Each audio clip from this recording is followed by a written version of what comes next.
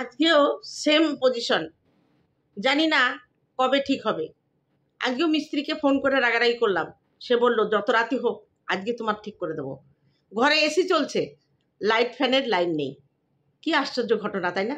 অবশ্য এসির কানেকশনটা আলাদা করা, পরে করা পয়েন্ট ছিল, কিন্তু ওটা আলাদা করা, ওটা ইনভার্টার থেকে বাইরে করে দেওয়া হয়েছে, কারণ ইনভার্টারে এসি তো চলবে না, ফালতু লাইন দিয়ে আবার বন্ধ করো। ওই জন্য জানি না কি কারণে এই ভৌতিক দশা আমার হয়েছে, একটু বেলা পড়লেই অন্ধকারে ভিডিও করা। আর যা গরম পড়েছে সত্যি কথা, এখন বাইরে গিয়ে ভিডিও করাও সম্ভব নয় অন্য ঘরে। যাই হোক, আজকের দিনটা অ্যাডজাস্ট করো। আজকে হয়তো মিস্ত্রি সামনাসামনি আসে, তাহলে ভালো দেখাবে। আজকে হয়তো মিস্ত্রি ঠিক করে দেবে। যাই হোক, আজকে ছুটির দিন, দুপুরবেলা একটু ঘুমিয়ে নিলাম। তারপরে তার আগেই ভিডিওগুলো দেখেছি, আমি আশ্চর্য হয়ে গেলাম। আমাদের টিন ফ্ল্যাটে গেছে, ফ্ল্যাটের ভাড়াটিয়া দেখাতে। আশ্চর্য ঘটনা, তাই না? বাড়ির মালিক আলাদা, ও ফ্ল্যাটটা ভাড়া নিয়েছে, এখন ও থাকবে না, ভাড়াটিয়া দেখানোর দায়িত্ব নাকি ওর পড়েছে। মানুষকে কত বোকা ভাবে।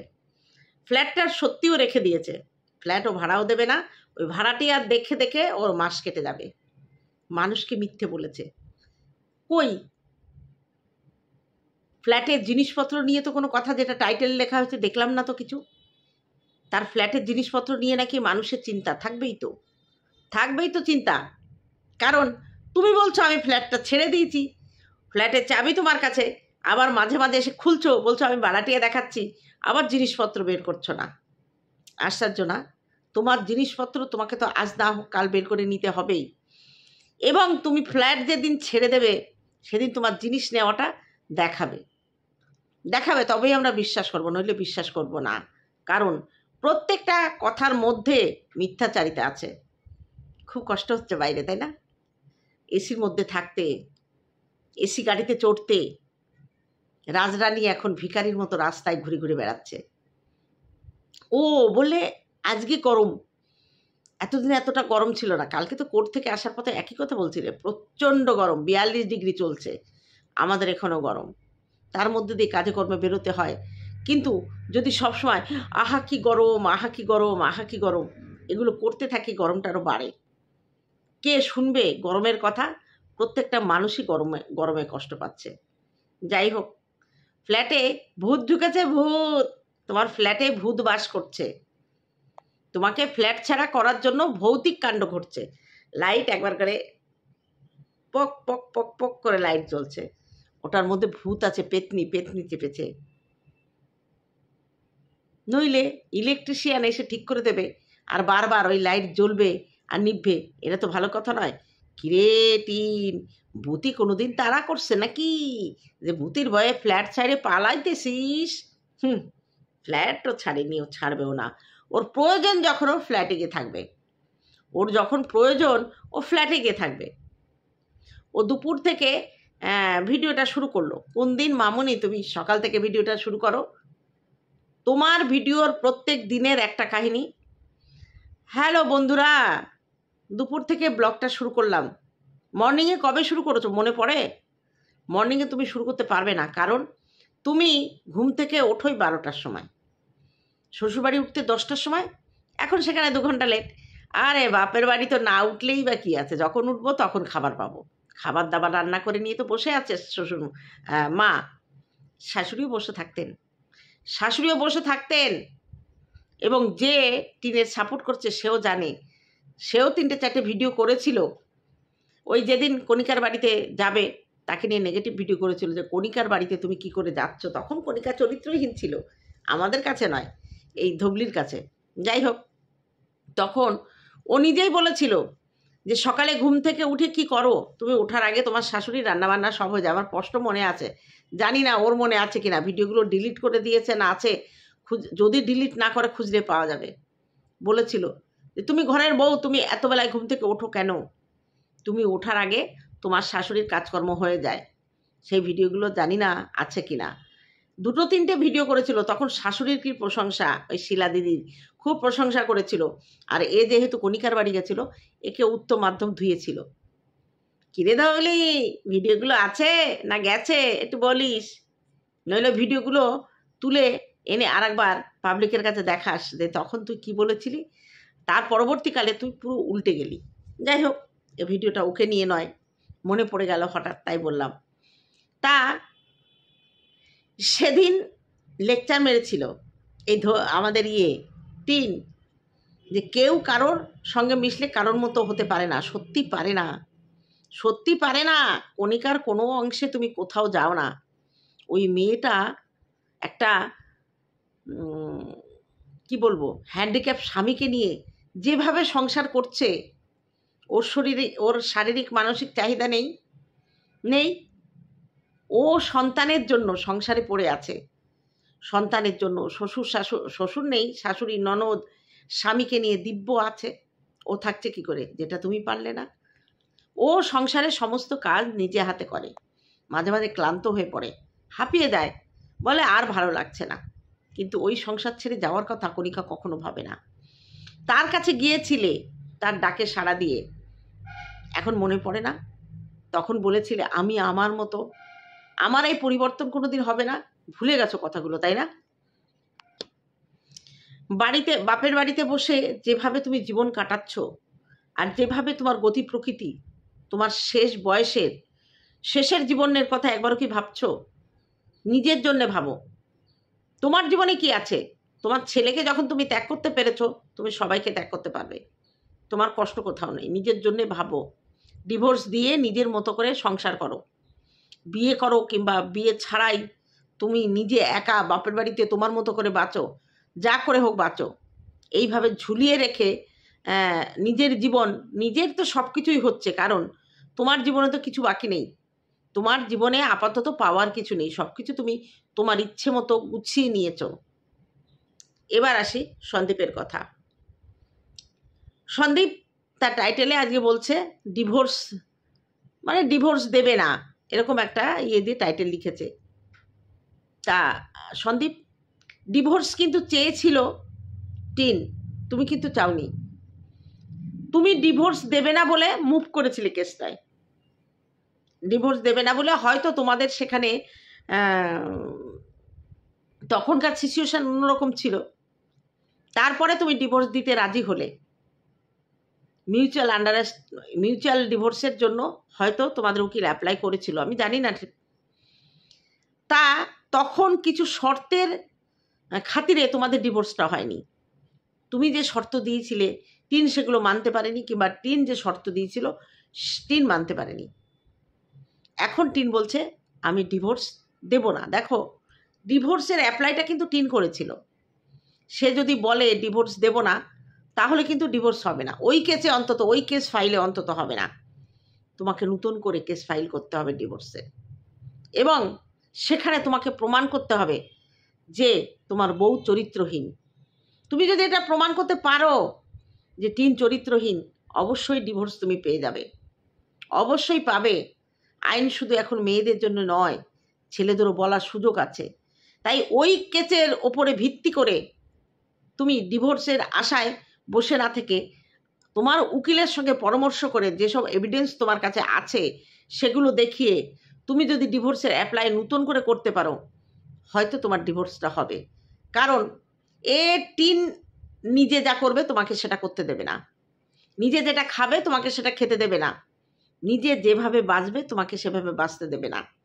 আর তুমি যে পরিবেশে থাকছো, তোমার বাবা মার যে শিক্ষা, সেখানে তুমি ওর মতো ব্যভিচার করে বেড়াতে পারবে না। অতএব সহজ পদ্ধতি, উকিলের সঙ্গে কথা বলো।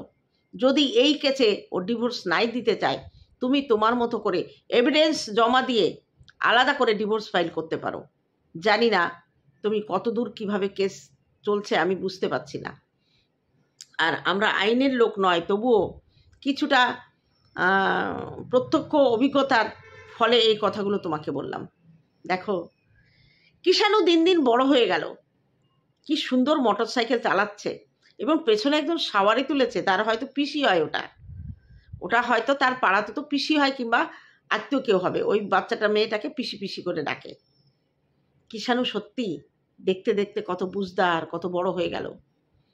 কিষাণুর দাদু কিষাণুর গাড়ির ব্যাটারি দুটো এনে চেঞ্জ করে দিল। আমি সত্যি অবাক হয়ে যাই।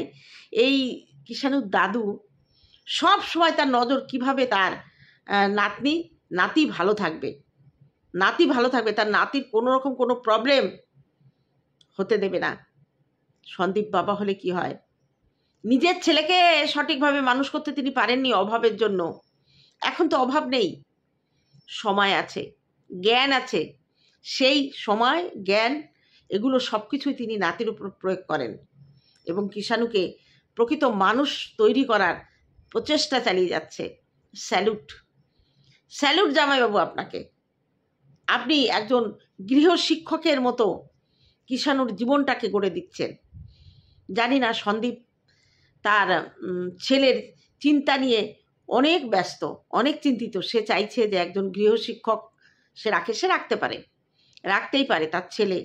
কিন্তু আমি বলবো এই জামাই মানে শিলাদির বর সন্দীপের বাবা যেভাবে কিষাণুকে শিক্ষা দিচ্ছে, এই শিক্ষা কোনো বাইরের শিক্ষক কিংবা শিক্ষিকা দিতে পারবে না। তাই সন্দীপ তুমি অতটা চিন্তা করো না। কিষাণু তার দাদুর কাছে এখনো 1 বছর যথেষ্ট শিখতে পারবে। 1 বছর পর থেকে তুমি ভাবো যে তার জন্য আলাদা করে শিক্ষক দেওয়া লাগবে কিনা। তা চলো এবার একটু কিষাণু বড় হয়ে গেল, গাড়ি নিয়ে পেছনে সাওয়ারি তুলে কিভাবে ঘুরে বেড়াচ্ছে আমরা এক ঝলক দেখে আসি, তারপরে আমি আবার আসছি।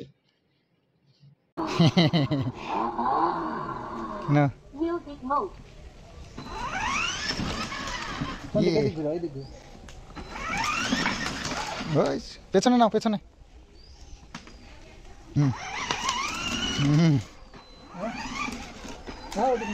ব্যাস ব্যাস ব্যাস, এবার সামনে।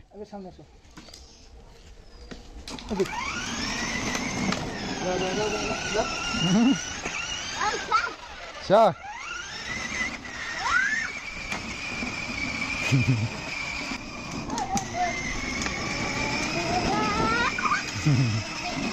অনেকদিন পর গাড়িটা রেডি হলো তো বেশ মজা পাচ্ছে। ভালো আছে। হ্যাঁ, পুজোর সময় এবার এটা ঘুরতে যাবো। হ্যাঁ, গাড়ি নিয়ে, বাইক নিয়ে। আচ্ছা তাহলে তোমার গাড়িটা রেডি হয়ে গেছে তো আমার গাড়ির সাথে রেস হবে। হ্যাঁ, আমার গাড়ি আর তোমার গাড়ি রেস হবে, ঠিক আছে? কিষাণে আমি রেস করবো, ডোমিনিয়র আর R15 আর দাদা হচ্ছে গিয়ে ডিসকভার, 3 জনে পাল্লা দেবো। হ্যাঁ ঠিক আছে, আচ্ছা ঠিক আছে। পা নামাচ্ছিস কেন আবার? পাতল ধরিস।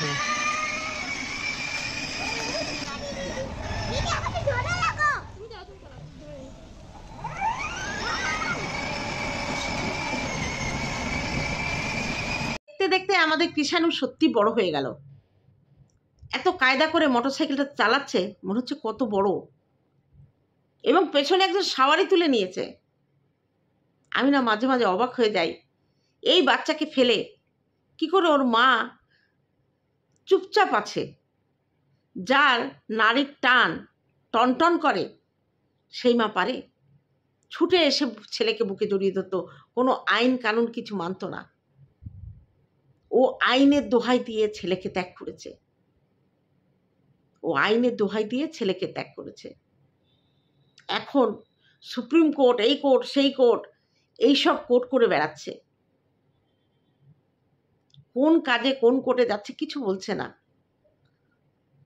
ছেলে নেওয়ার জন্য কাস্টোডিয়ান মামলা সে 1 বছরের মধ্যে করতেই পারলো না। সে চাইছিল জোর করে এসে ছেলেকে ছিনিয়ে নিয়ে সন্দীপকে হারানোর চেষ্টা, আর কিছু নয়। সন্তান মায়ের কাছে থাকবে, এর জন্য কোনো কেস কামারি কিছু লাগে? প্রথম দিন যেদিন বেরিয়েছিল সেদিন তোর সবার আগে সন্তানকে নিয়ে বেরোনোর কথা ছিল, সেটাই হতো প্রকৃত মায়ের কাজ। কিন্তু না, ও তো সন্তান নেবে না। ওর ইচ্ছা, ওর ভবিষ্যৎ জীবন যেভাবে কাটানোর কথা ছিল সেখানে সন্তানের জায়গা পেত না। কারণ সন্দীপের সন্তান অন্য পুরুষ কেন মেনে নেবে? তার বাড়ির লোক হয়তো ডিভোর্সি বউ তারা মেনে নেবে, কিন্তু অন্যের সন্তান তারা মেনে নেবে না। এবং সেই জন্যেই, সেই শর্ত অনুযায়ী ফোকলা কিন্তু টিনকে বলেছে ছেলে নিয়ে না আসতে। আমাদেরও হয়তো বলেছে ছেলে আনলেও আমার কোনো আপত্তি নেই। আজকে কত সুন্দর সন্দীপের ঘাড়ে সবাই দোষ দিচ্ছে, ফোকলা নিজে বলেছে, আমি বলেছি ছেলে আনলেও আমার কোনো অসুবিধা নেই। ওরা দুজন দুজনকে স্বীকার করে সেই স্বীকারোক্তি ইউটিউবে দিয়েছে, আর সেটা নিয়ে যখন আমরা বলি তখন আমরা দোষী। আমরা দোষী। শুধু টিনের চরিত্র ঢাকবার জন্য সন্দীপকে নানান ছলনায় দোষী সাব্যস্ত করার চেষ্টা করা হয়েছে।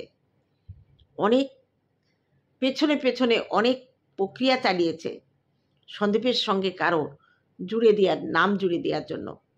কিন্তু ঈশ্বর আছে, স্বয়ং বজরংবলী আছে, সন্দীপের কোনো ক্ষতি করতে কেউ পারবে না। কেউ কোনো ক্ষতি করতে পারবে না। আজকে একটা পুরুষ দীর্ঘ 1 বছর তার স্ত্রী নেই বাড়িতে, তার স্ত্রী চলে গেছে পরকীয়া করে, তার হাতে ধরা পড়ে, অথচ সেই স্ত্রীকে ঢাকার জন্য সেই পুরুষের চরিত্রে দাগ দিচ্ছে। হায় রে, তারা জানে না, সেই যিশুর মতো বলতে হয়, তারা জানে না তারা কি ভুল করছে। তবে এই ভুল সবারই একদিন না একদিন ভাঙবে, আর সেদিন বুঝতে পারবে এই টিন আসলে কি ধরনের মেয়ে। অ্যাকচুয়ালি এখন এ এত সহজে বাড়ি ছেড়ে যাওয়ার সাহস পেত না। কিছু বড় মাথা এর পেছনে কাজ করেছে। কারণ সন্দীপের খুব কাছের লোক এই টিনকে উস্কেছে তাদের বিরুদ্ধে কেস করার জন্য, টিনকে উস্কেছে তার সন্তানকে নেওয়ার জন্য, মামলা করার জন্য। কিন্তু টিন তো আসলে সন্তান নেবে না, সে কিভাবে মামলা করবে? সে ওই জন্য সন্তান নেওয়ার দায়িত্ব সেবক দাদার উপর দিয়েছে। আর সন্দীপের বাবা মাকে শিশু পাচারকারী হিসাবে কেস দিয়েছে। মানে এই পাপ ধর্মেও সইবে না টিন। তুই যে পাপ করেছিস না, এই পাপ ধর্মেও সইবে না। কারণ নাতিকে তারা যেভাবে মানুষ করছে, তুই তো ফেলে রেখে এসেছিলি। একবার ভাবতো তোর ছেলে তোর নাম করে কান্না শুরু করলে সেই কান্না কে থামাতো? কে থামিয়েছে? কে? ওই বুড়ো বুড়ি দুজন থামিয়েছে। তোর একবারও বিবেকে বাঁধলো না সেই মানুষ দুটোর নামে শিশু পাচারকারী কেস দিতে? তুই তো ভালো করেই জানিস তোর শ্বশুর শাশুড়ির জীবন দিলকা টুকরা, জিগারকার টুকরা, তাহ সব জেনে শুনে এত বড় মিথ্যাচার তুই করতে পারলি। আর এই মিথ্যা কি ধর্মে সহ্য হবে? এর জন্য তোর কোনো শাস্তি হবে না? অবশ্যই হবে। আর তোর বাবা নাকি সুইসাইড করতে যাচ্ছিল এই কন্ট্রোভার্সি দেখে। সে তো দিব্যি কোমর দুলিয়ে নাচছে রে, সে তো দিব্যি সেই বুড়ো সঙ্গের মতো কোমর দুলিয়ে নাচছে, এই বয়সে রিল করছে বাচ্চা মেয়েদের মতো। কি আর বলবো, সত্যি বলে এত রঙ্গ দেখালে জাদু, অম্বলে দিলে আদা। তোর মায়ের একটা আলাদা আছে, ব্লগিং করছে, ঠিক আছে, কিন্তু তোর বাবা তোর ভিডিওতে কি আছে বলতো? তুই তো কিছুই করিস না। তোর ভিডিওতে তুই ব্লগিং দেখাবি কি করে? তোর ব্লগ চ্যানেলটার নামটা তুলে দে, তোর চ্যানেলটার নামের শেষে ব্লগটা তুলে দে। কারণ ব্লগিং তুই কিছু দেখাস না, তুই ব্লগিং কিছুই দেখাস না। তুই কন্ট্রোভার্সি ভিডিও করিস, পাবলিককে কন্টেন্ট দিস, কন্ট্রোভার্সি ক্রিয়েটারদের কন্টেন্ট দিস, তারা তোকে নিয়ে কন্ট্রোভার্সি করবে আর তোর ভিউ বাড়বে। কিরে, ভিউ নিয়ে খুব অহংকার ছিল তাই না? কোথায় গেল সেসব ভিউ? কোথায় গেল? চিরদিনই কারো একরকম থাকে না। কমেন্টগুলো দেখেছিস? প্রত্যেকে তোর ছেলে আনার জন্য সিম্প্যাথি তোকে দেখিয়েছিল। সবারই একটা কথা, আর কতদিন? আরে তোমরা বাড়ি গিয়ে চান করে ঘুমাও তো, ওর ছেলে জীবনেও ওর কাছে আসবে না। ও তোমাদের মিথ্যা বলেছে, মিথ্যা। তিনি মিথ্যাবাদী, সে তোমাদের ভুয়ো খবর দিয়েছে। সে কোনোদিনই ছেলে আনার নিজের ইচ্ছা না, তোমাদের বলার চোটে ও একটু নড়ে চড়ে এদিক ওদিক বসে তোমাদের একটু মিথ্যা বলেছিল। ওয়েট অ্যান্ড ওয়াচ, তোমাদের ওয়েট করতে বলেছে, অপেক্ষা করতে বলেছে এবং ওয়াচ করতে বলেছে। তা ওয়াচ করে যাও তোমরা, মাপো, সবার চরিত্র মাপো, একমাত্র টিনের বাদ দিয়ে। ছেলে কোনোদিনই আসবে না ওর কাছে। তা চলো বন্ধুরা, আজকে এইটুকু থাকলো, দেখা হবে অন্য কোনো ভিডিওতে। আর কিষাণু বড় হয়ে গেল, টিন তুই আর চিন্তা করিস না, ওই কিষাণুও তোকে অস্বীকার করবে, সেই দিনের অপেক্ষায় তুই থাক। টাটা আমার ভিউয়ার্সদের জন্য।